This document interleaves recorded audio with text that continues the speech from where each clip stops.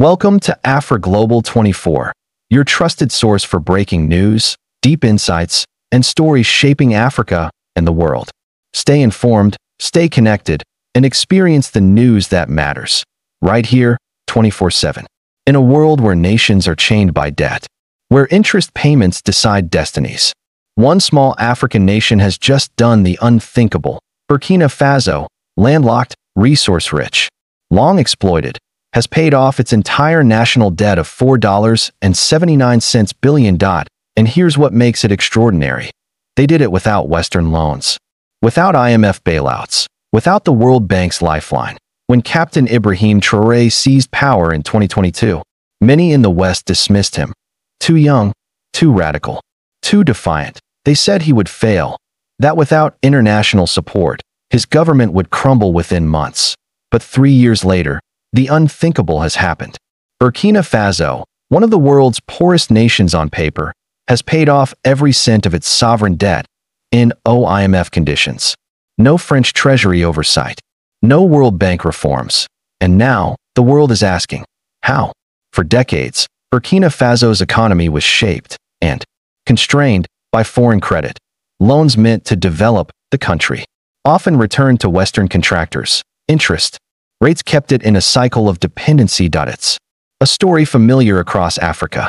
Nations borrowing their way into poverty, each loan building roads and schools, yet deepening the trap. By 2022, Burkina Faso's debt had climbed to nearly 30% of GDP, a modest figure by global standards, but crushing for a nation under sanctions, conflict, and drought. When Traoré took office, the treasury was empty, donor funding suspended, gold revenues tied up in export contracts with foreign companies. Most predicted collapse, but Traoré took a different path. He called it sovereign economic liberation. Instead of asking for new aid, he began with something simple and radical. Keep Burkina Faso's wealth inside Burkina Faso: gold, cotton, manganese, and limestone. Key exports were redirected. New state-owned companies replaced foreign middlemen. Royalties once paid to foreign operators were renegotiated under national control, and quietly, something began to change. Month after month, domestic gold revenues surged. Artisanal mining was reorganized. Smuggling routes closed. Taxes and export fees, once leaking abroad, now flowed into the National Reserve. The central bank, newly restructured, redirected revenue to debt service. Gradually, the nation began buying back its own bonds. Then, in early 2025, Burkina Faso made a historic announcement. It had repaid its last outstanding loan to international creditors, including all obligations to the IMF, for the first time since independence. The country's books were clean. The numbers stunned economists. How could a nation fighting insurgencies, facing climate hardship, and under ECOWAS sanctions possibly clear nearly $5 billion in external debt in less than 3 years? The answer, analysts say, lies in 3 words: resource nationalism, discipline, and defiance. Traoré's government nationalized key gold mines, forcing foreign operators to sell controlling stakes to the state. It created a stabilization fund using gold exports, enabling direct payments to bondholders. Military expenditures were streamlined and partly funded through partnerships with other African nations under the new alliance of Sahel states. Foreign aid, once a lifeline, was replaced by regional cooperation. Mali and Niger began sharing infrastructure costs, while Burkina Faso reinvested its mining surplus in local projects. Instead of borrowing from Paris or Washington, Traoré turned to Ouagadougou, Bamako, and Niamey, creating an African microeconomy of self-reliance. But beyond economics, the symbolism hit harder than numbers ever could. For decades, African debt was not just financial. It was psychological. A reminder that even independence came with a price tag. When news broke that Burkina Faso had cleared its books, many Africans saw it not as a financial event, but as a spiritual victory. Crowds flooded Ouagadougou's revolution square, waving flags and portraits of Thomas Sankara, the revolutionary leader whose vision Traoré often invokes. For them, this was Sankara's unfinished dream finally realized: a debt-free, self-determined Africa. In 1987, Thomas Sankara warned African nations never to pay colonial debts. He called them illegitimate tools of modern enslavement. A few months later, he was assassinated. Now, nearly 4 decades later, another Burkinabe leader has done what Sankara only dreamed of, paying off debt, not through refusal, but through reform, sovereignty, and grit. Of course, questions remain. Western analysts doubt the numbers. They ask, how sustainable is this debt-free path? How much did Burkina Faso sacrifice in social spending to achieve it? Traoré's critics argue that freedom from foreign debt could come at the cost of isolation. Without foreign investment, growth could stagnate. Without oversight, state control could breed new inefficiencies. But for millions of Burkinabe, those are debates for tomorrow. Because today, for the first time in living memory, their country owes no one. And in a continent where debt has long dictated policy, from Lagos to Nairobi, from Accra to Dakar, Burkina Faso's story sends a message. If the poorest can break free, so can the rest. That it's a message that challenges old powers, rattles the IMF, and inspires a new generation of Africans to believe that sovereignty is not just political, it's financial. From the ashes of dependency, a new idea is rising across West Africa, an idea that nations need not beg to build, nor borrow to breathe. And it all began here, in a landlocked country once dismissed as powerless, where one man and his people decided that the price of dignity was worth more than the promise of debt. In the heart of West Africa lies a land once known only for its poverty, a landlocked nation of gold, dust, and defiance. Burkina Faso, for decades, its people toiled under the shadow of debt, their economy tied to the promises of foreign aid, their destiny dictated by signatures in distant capitals, Paris, Washington, Brussels. But in 2025, something changed, something no one in the halls of the IMF or the World Bank thought possible. Burkina Faso paid off every cent of its $4.79 billion national debt, without a single coin of Western assistance. The story of how this happened is not just about economics, but it's a story about resistance, vision, and the unbreakable will of a people who decided that freedom, real freedom, cannot be borrowed. The world called him reckless. They called him too young, too bold, too unpredictable. But to millions of Africans, Captain Ibrahim Traoré became something else, a symbol, a living echo of Thomas Sankara, the revolutionary leader who once stood in this same land and declared, "He who feeds you controls you." Traoré took that message and rewrote it for a new generation. He who lends you owns you. And with those words, he began one of the boldest economic transformations in modern African history. When Traoré took power in 2022, the country was on the brink. Gold exports were high, but profits leaked abroad. The IMF had suspended aid after a coup. Inflation climbed. Public workers went unpaid. Burkina Faso's treasury was drowning under $4.79 billion in external debt, owed to multilateral institutions, foreign banks, and bondholders. Most governments would have turned to the West, begged for a bailout, signed new agreements, and continued the cycle.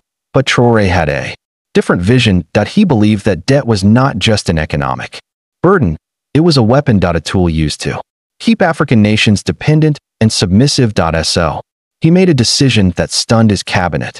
No more foreign borrowing. No more IMF programs. No more development aid with hidden chains. Instead, Traoré turned inward, to the soil beneath his people's feet. Burkina Faso is the 4th largest gold producer in Africa. For decades, that gold enriched foreign companies while local communities remained poor. Now, Traoré would change the rules. He issued a decree. From this day, 60% of all gold revenue must stay within our borders.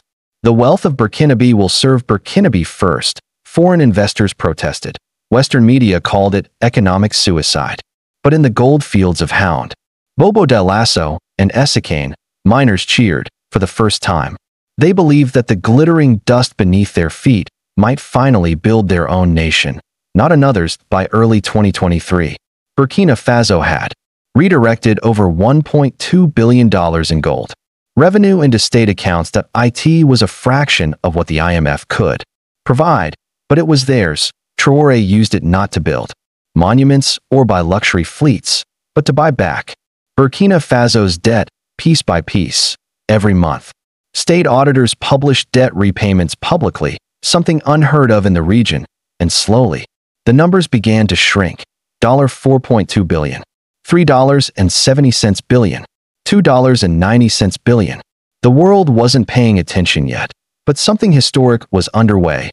While other African nations negotiated debt forgiveness, Burkina Faso refused to ask for mercy. They demanded respect, and Traoré began forging new alliances, not with Paris or Washington, but with his neighbors, Mali and Niger. Together, they formed the Alliance of Sahel States, a new bloc based on sovereignty and resource independence. This alliance became more than a political pact. It was an economic firewall.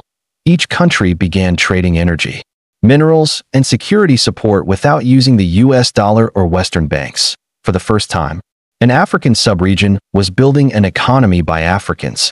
For Africans.to the West, this was rebellion.to the people. It was rebirth. Burkina Faso's farmers, miners, traders, everyone began to feel a new sense of ownership.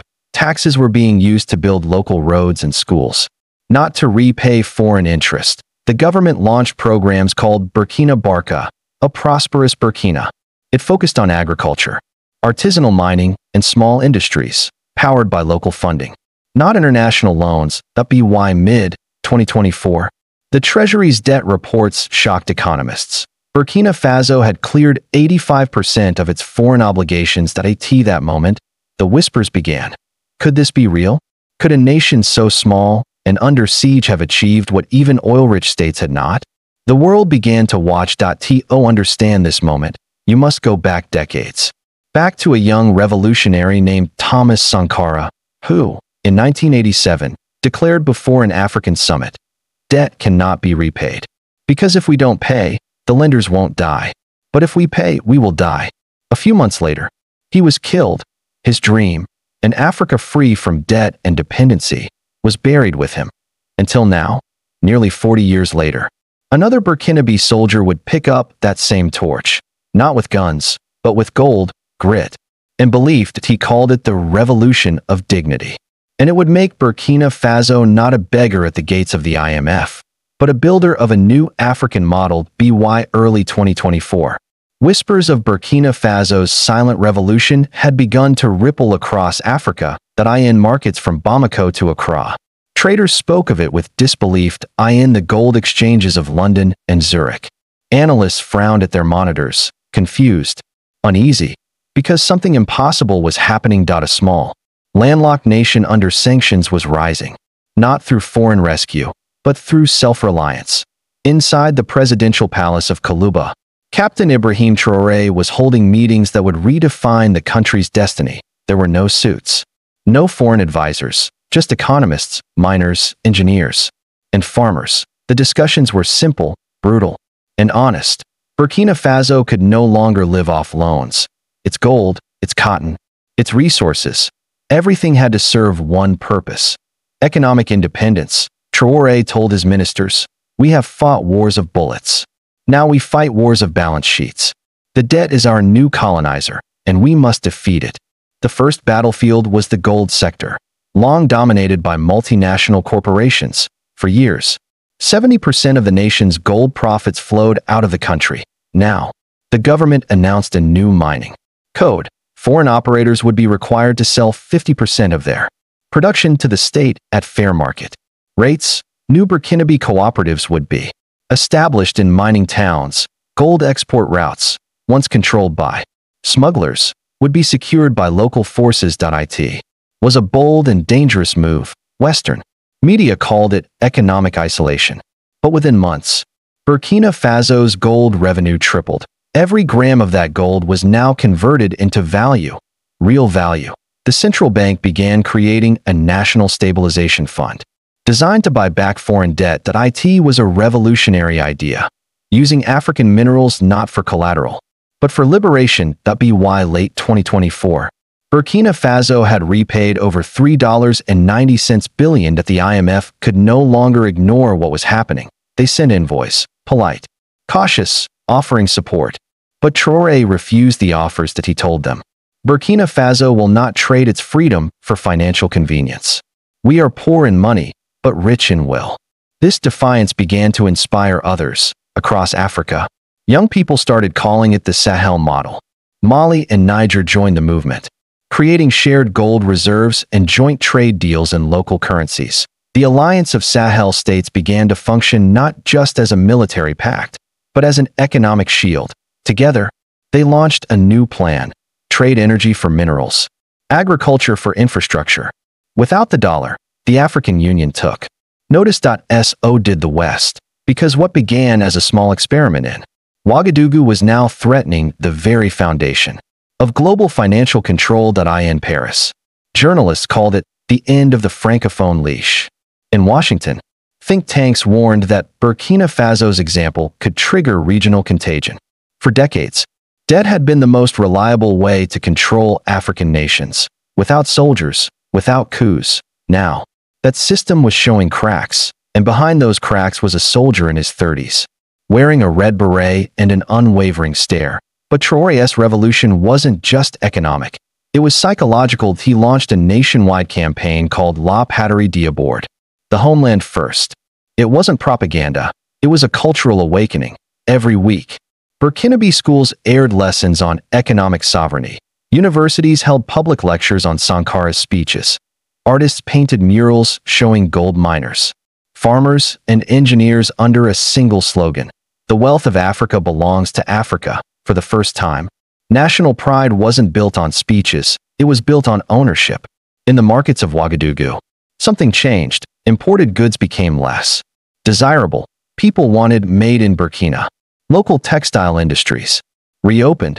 Farmers began using domestic fertilizers instead of imported ones. Even small-scale mechanics started manufacturing mining equipment locally. The economy was still small, but it was finally real. IT was theirs. But this path was not easy. International institutions imposed quiet pressure. Some European banks restricted transactions. With Burkinabe companies, export insurance was withdrawn. The message was clear: submit or suffer. But Traoré didn't flinch. He tightened alliances with Russia and China, securing trade deals in gold and infrastructure, all without taking loans. He restructured national spending, cutting luxuries, boosting agriculture and defense, and in secret, he created something extraordinary: Project Com, the debt liberation plan. Its goal was clear: to completely clear Burkina Faso's debt by 2025, not by begging, by building. Month after month, the plan advanced. Gold exports soared, tax collection increased by 40%, government corruption was crushed through digital auditing, and a quiet revolution was taking shape, one ledger at a time. By January 2025, Burkina Faso's debt stood at only $600 million. Economists predicted it would take a decade to pay the rest. They were wrong, because on May 14, 2025, Ibrahim Traoré announced what no African leader had ever said before: Burkina Faso is free of all foreign debt. That day, the streets of Ouagadougou erupted. From the mosques to the markets, from soldiers to schoolchildren, people cried, laughed, and sang, not because billions had been paid, but because, for the first time in their lives, they owed no one. He said only one thing: we have no debt. We have dignity.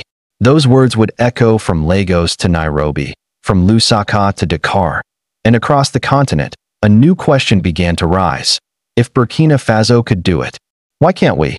This was more than a financial victory. It was a declaration of independence, the second independence Africa had long awaited. The chains were no longer made of iron. They were made of debt, of dependency, of control through credit, and now, one by one, those chains were being broken. The torch had been passed, from Sankara's dream to Traoré's reality, and Africa, at last, was beginning to wake up. In the capital's Revolution Square, thousands gather: students, soldiers, miners, mothers. Some carry flags, some hold gold dust in small jars, others simply stand in silence, their faces lifted to the rising sun. They are watching history unfold, the birth of a debt-free nation, for the first time since independence. Burkina Faso owed no foreign power a single cent, not to the IMF, not to France, not to the World Bank, The country's future, at last, was in its own hands. Across Africa, the news spread like wildfire. In Mali, celebrations erupted in Bamako. In Niger, radio stations replayed Traoré's speech in every local language. In Ghana, Nigeria, and Senegal, economists debated whether this was the dawn of Africa's economic sovereignty. And in Europe, silence. In the corridors of finance ministries, analysts struggled to understand how a small, war-torn nation had achieved what entire continents had not. They looked for tricks, secret loans, external sponsors, but there were none, just discipline, strategy, and belief. The International Monetary Fund issued a brief statement. We commend Burkina Faso's efforts to ensure fiscal sustainability and economic reform. But behind those diplomatic words, unease was growing. Because Traoré's success had shattered the myth that African nations must depend on foreign credit to survive. If Burkina Faso could do it, what stopped Mali, Niger, or even Ghana from doing the same? What stopped Africa from breaking free of the debt cycle entirely? The Western financial system had been built on a simple equation. Africa exports resources, imports debt. It was the invisible mechanism that kept the global machine running. Burkina Faso had just broken that equation, and the world was watching closely. But for the Burkinabe people, this wasn't just economics. It was spiritual. In the villages of Kaya and Gawa, griots, traditional storytellers, began singing new songs about the captain who freed his people from invisible chains. Children learned his name alongside Sankaras in their classrooms. Poets wrote of the gold that became freedom. And across Africa, murals appeared of Ibrahim Traoré beside Thomas Sankara. 2 generations. One dreamed out a dream of a continent that stands tall, independent, and proud. But even as the celebrations filled the streets, Traoré remained cautious. He warned his nation that paying off debt was not the end. It was the beginning. Freedom, he said, is not a one-time victory. It is a discipline, a daily commitment to self-reliance. He urged the people to build industries, strengthen education, and protect their gold from foreign manipulation. That he reminded them that economic colonization could always return through trade, through contracts, through greed. And so, the new mission began, to keep the freedom they had fought for. Burkina Faso's journey inspired a wave across the continent. In Bamako, Mali's government announced a debt review initiative.